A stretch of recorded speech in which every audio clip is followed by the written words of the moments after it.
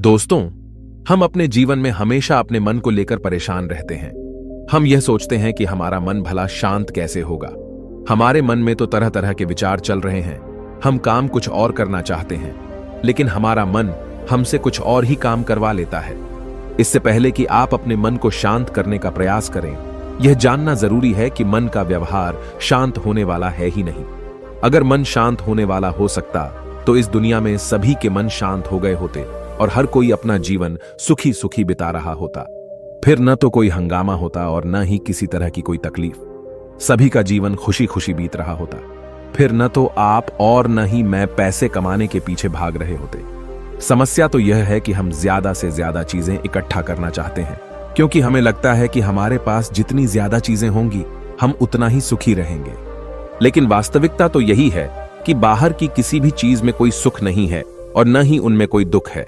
और यही कारण है कि जब हम किसी चीज के पीछे भाग रहे होते हैं, जब हम कोई चीज पाना चाहते हैं, तो उसे पाकर हमें पल भर के लिए खुशी तो मिलती है, लेकिन बाद में हम उस खुशी का एहसास नहीं कर पाते। वह खुशी दुख में परिवर्तित हो जाती है।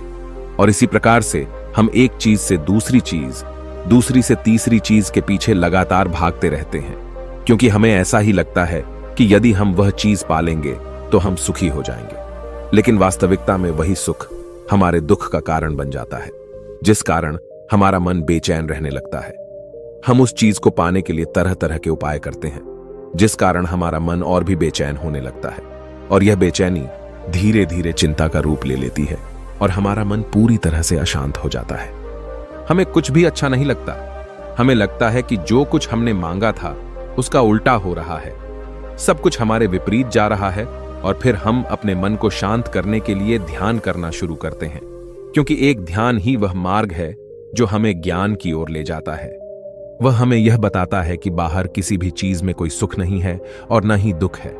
दुख और सुख तो हमारे मन का भ्रम है। यह हमारे मन की एक उपज है, जिसके लालच में हमारा मन हमें यहां वहां भगाता रहता है। जैसे कि महीनों से भूखे एक भिखारी को अगर एक सूखी रोटी भी मिल जाए तो वह उसके लिए सुख है, वह उसके लिए अमृत है। और ठीक उसी के विपरीत यदि किसी धनवान के घर पर 56 प्रकार के भोग भी बन जाए, तब भी वह उसे खाकर तो दुखी ही रहेगा। यह तो उनकी मनस्थिति पर निर्भर करता है।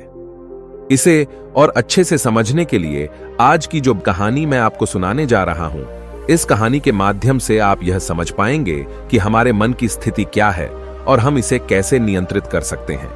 तो चलिए बिना किसी देरी के कहानी शुरू करते हैं। एक समय की बात है, एक गांव में एक युवक रहता था जिसका मन बहुत ही अशांत रहता था। वह हमेशा तनाव में रहता। वह अपने मन को शांत करना चाहता था, लेकिन उसे कोई भी उपाय नजर नहीं आ रहे थे। उसके जीवन में कई प्रकार के दुख थे, जिनके कारण वह हमेशा तकलीफ में रहता, तनाव में रहता। एक दिन उसे पता चला कि उसके गांव में एक बौद्ध भिक्षु आए हुए हैं, जो सभी को दुख और सुख पर उपदेश दे रहे हैं। वह युवक तुरंत ही घर से निकला और उनके आश्रम जा पहुंचा। वहां पर पहुंचने के बाद उस युवक ने देखा कि वह बौद्ध भिक्षु सभी गांव वालों को उपदेश दे रहे थे। बौद्ध भिक्षु कह रहे थे कि सभी के जीवन में कोई ना कोई सुख और दुख तो आता ही रहता है, जिस कारण हमारा मन बहुत अशांत रहता है। और एक अशांत मन इस दुनिया का कोई भी सुख नहीं ले सकता। फिर चाहे उसे पूरी दुनिया की धन दौलत ही क्यों न मिल जाए, वह उसे पाकर भी दुखी ही रहेगा।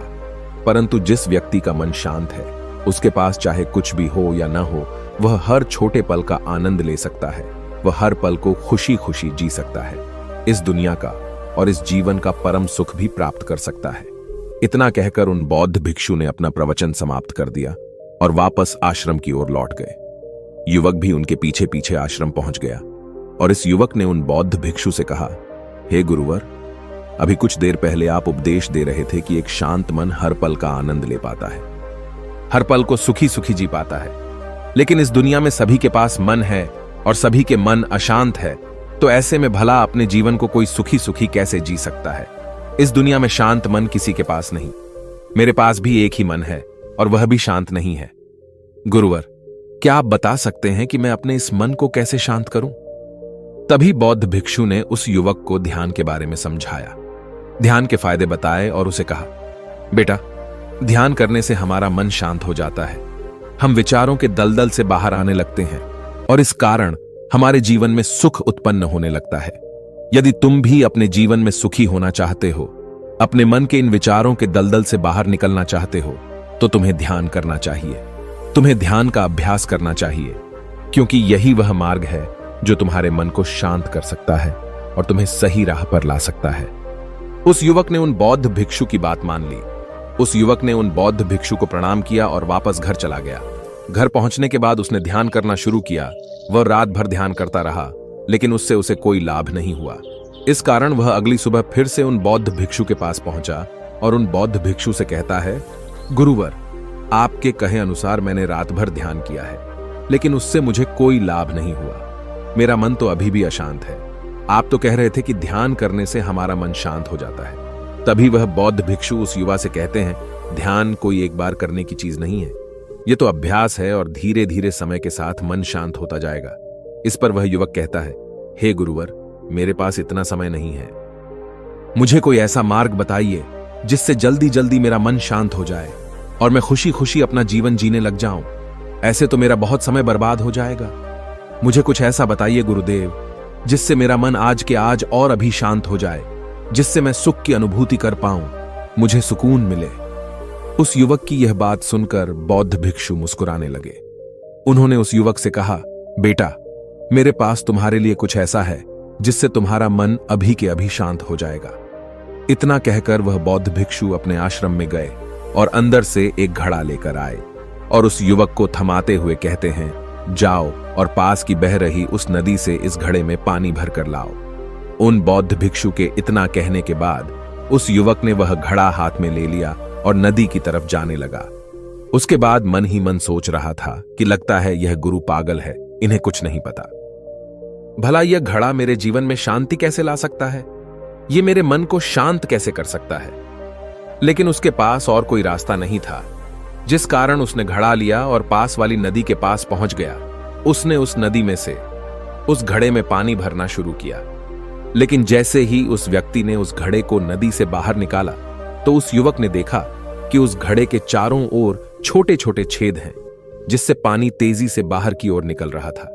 उसने लगातार कई बार प्रयास किए, लेकिन काफी बार कोशिश करने के बाद भी वह उस घड़े को पूरा नहीं भर पाया और थक हार कर उन बौद्ध भिक्षु के पास वापस लौटा और क्रोधित होकर कहता है, गुरुवर, आपने यह कैसा घड़ा दिया है? इसके चारों तरफ तो छेद है। भला मैं इसमें पानी कैसे भरकर ला सकता हूं? जब भी मैं पानी भरता हूं, इस घड़े के छेदों से सारे पानी बाहर निकल जाते हैं। इस घड़े को मैं पूरा नहीं भर सकता। तभी वह बौद्ध भिक्षु उस युवक को शांत कराते हुए कहते हैं, बेटा, शांत हो जाओ। तुम्हें तुम्हारे प्रश्न का जवाब ही तो दे रहा हूं, और यदि तुम क्रोधित अवस्था में इस जवाब को सुनोगे तो इसे समझना तुम्हारे लिए मुश्किल हो जाएगा। इसलिए शांत हो जाओ और मेरी बात समझने का प्रयास करो। यह जो घड़ा मैंने तुम्हें दिया है, इसे अपना मन समझो, और मन केवल दो ही प्रकार से शांत हो सकता है। पहला यह कि तुम उसे लबालब पूरा भर दो और उसमें कुछ भी और आने जाने की जगह न बचे। क्या तुम इस घड़े को इस प्रकार भर सकते हो? इस पर वह युवक कहता है, हे गुरुवर, मैं इस घड़े को लबालब नहीं भर सकता, क्योंकि जब भी मैं इसमें पानी भरता हूं, सारा पानी तो छेद से बाहर निकल जाता है। तभी वह बौद्ध भिक्षु उस युवक से कहते हैं, ठीक इसी तरह हम भी अपने मन को कभी नहीं भर सकते। हम जितना इसमें डालते जाएंगे, वह सब कुछ हमारे शरीर के द्वारा बाहर आता रहेगा। फिर चाहे वह क्रोध हो, प्रेम हो या फिर दया, हम जो भी अपने अंदर आने देते हैं, वही हमारे अंदर से बाहर भी आता है। और इसीलिए मैंने तुम्हें छेदों वाला घड़ा दिया, क्योंकि यह हमारी मन के जैसा ही है। और जब हम इस मन को बस भरना चाहते हैं, तब तुम अपना समय बेकार कर रहे हो। क्या तुम्हें एक पल के लिए भी ये नहीं सोचा कि इसी प्रकार तो तुम अपने मन को भरने में भी लगे हुए हो? क्या इससे तुम्हारा समय बर्बाद नहीं हो रहा? क्या इससे तुम्हारा जीवन बर्बाद नहीं हो रहा? क्योंकि जिस भी चीज से तुम अपने मन को भरोगे, वह तो बाहर निकल ही जाएगी। उस युवक को अपनी गलती का एहसास हुआ। वह तुरंत उन बौद्ध भिक्षु के चरणों में गिर गया और उन बौद्ध भिक्षु से कहता है, गुरुवर, आपने सच कहा। मैंने कभी भी इसके बारे में नहीं सोचा कि मैं अपना जीवन अपने आप ही बर्बाद कर रहा था। ठीक है, मैं तो इस बात से अनजान था, लेकिन आज आपने मेरी आंखें खोल दी। परंतु गुरुवर, अगर यह मन को पूरी तरह भरने का पहला तरीका मन को शांत नहीं कर सकता, तो मन को शांत करने का दूसरा तरीका कौन सा है? गुरुवर, मुस्कुराते हुए उस आदमी से कहते हैं, दूसरा तरीका है कि अपने मन को पूरी तरह खाली कर दो। इस पर वह व्यक्ति कहता है, गुरुवर, आप ही मुझे बताइए कि मैं अपने मन को खाली कैसे कर सकता हूं। तभी बौद्ध भिक्षु कहते हैं, बेटा, यह तो बहुत ही सरल है। बाहर का कूड़ा अपने भीतर मत जाने दो। इस प्रकार तुम्हारा मन अपने आप ही खाली हो जाएगा। वह व्यक्ति कुछ देर सोच विचार करने के बाद बौद्ध भिक्षु से कहता है, हे गुरुदेव, यह कैसे संभव है? जो भी हम देखते हैं, सुनते हैं, वह हमारे मन में ही तो जाता है, वह हमारे भीतर की ओर ही तो जाता है। फिर मैं उसे कैसे रोक सकता हूं? इस पर बौद्ध भिक्षु मुस्कुराने लगे और उस युवक से कहते हैं, बेटा, मैं तुम्हें यही तो समझाने का प्रयास कर रहा हूं कि मन को केवल ध्यान से ही जीता जा सकता है और एक दिन ध्यान करने से कुछ नहीं होने वाला। हमें इसके लिए समय देना होगा, हमें इसके लिए धैर्य रखना होगा, इसका निरंतर अभ्यास करना होगा। आगे बौद्ध भिक्षु उस युवा से कहते हैं, बेटा, क्या तुम्हें प्यास लगी है? युवक कहता है, हां गुरुवर, मुझे बहुत जोरों की प्यास लगी है। इस पर उन बौद्ध भिक्षु ने उस युवक को पानी पिलाया और कहा, ये लो, पानी पी लो, इससे तुम्हारी प्यास बुझ जाएगी। लेकिन मुझे एक बात बताओ, क्या आज पानी पी लेने से फिर तुम्हें कभी प्यास नहीं लगेगी? तुम कभी फिर मुझसे पानी नहीं मांगोगे? इस पर वह युवक कहता है, गुरुवर, आप कैसी बातें कर रहे हैं? पानी तो हमारे जीवन का एक हिस्सा है, इसके बिना तो हम मर जाएंगे। और आप कह रहे हैं कि आज पानी पी लो और उसके बाद मैं कभी पानी न पीऊं। यह भला कैसे संभव है? प्यास तो हमें रोज आती है और हम रोज पानी पीते हैं, इसके बिना तो हम मर जाएंगे। तभी बौद्ध भिक्षु मुस्कुराते हुए उस युवक से कहते हैं, ठीक इसी प्रकार एक दिन के ध्यान से हमारा मन शांत नहीं हो सकता। उसे भी रोज भूख लगती है और उसे रोज रोज हमें आहार भी देना पड़ता है। उसे भी रोज पानी पीने की जरूरत पड़ती है और ठीक उसी प्रकार हमें हर दिन ध्यान करने की भी जरूरत पड़ती है। और जब हम निरंतर ध्यान करते हैं, इसका अभ्यास करते हैं, तो देखते ही देखते हमारे मन की भूख शांत होने लगती है और एक समय पर हमारा मन सारे विचार उत्पन्न करना बंद कर देता है। तब वह बाहर से कुछ भी ग्रहण नहीं कर पाता और जो कोई भी विचार हमारे भीतर है, वह सारे विचार देखते ही देखते समाप्त हो जाते हैं और इसी प्रकार धीरे धीरे हमारा मन शांत होने लगता है। आगे वह बौद्ध भिक्षु उस युवक से कहते हैं, बेटा, तुम ही तो कह रहे थे कि तुमने रात भर ध्यान किया है, लेकिन उसके बाद भी तुम्हारा मन शांत नहीं हो रहा। बेटा, तुम चाहो तो 1 घंटे के लिए ध्यान कर सकते हो, चाहो तो पूरा दिन भर तुम ध्यान करो, लेकिन इसका लाभ भी तुम्हें उतना ही मिलेगा। अर्थात मान लो तुम 1 दिन के लिए ध्यान करते हो तो इससे तुम्हारे मन को भी शांति केवल कुछ समय के लिए ही मिलेगी। यह हो सकता है कि वह 1 घंटे के लिए शांत रहे या फिर केवल कुछ क्षणों के लिए, लेकिन वह शांत अवश्य होगा। लेकिन जैसे ही उसे फिर से भूख लगेगी, वह फिर से अशांत हो जाएगा और फिर से यहां वहां भागने लगेगा और वह अपने विचारों की तलाश में आगे बढ़ेगा, क्योंकि उसे भी तो भूख लगी है, उसे भी तो खाना चाहिए, उसे भी तो पानी चाहिए। जैसे कि जब तुम्हें भूख लगती है, तुम अशांत हो जाते हो, क्योंकि तुम्हें भोजन चाहिए, पानी चाहिए, ताकि तुम अपने पेट की भूख को मिटा सके और तुम्हें शांति मिले। इस पर वह युवक कहता है, आप सत्य कहते हैं, मैं ही गलत था, मेरी ही गलती है। मैं अपने मन को अवश्य शांत करके रहूंगा, फिर चाहे इसके लिए मुझे कितना भी समय क्यों न लग जाए, मैं भी उस सुख को प्राप्त करके ही रहूंगा। मैं इस खाली घड़े में पानी भरकर अपने जीवन को बर्बाद नहीं करना चाहता। मैं अपने मन को शांत करके ही रहूंगा। मैं अपने मन को पूरी तरह से खाली कर दूंगा।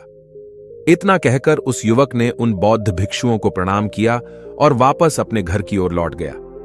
दोस्तों, हम लोगों के जीवन में भी कई प्रकार की समस्याएं हैं और हम उन समस्याओं का समाधान करना चाहते हैं, और अंत में हमें जो मार्ग मिलता है वह ध्यान है।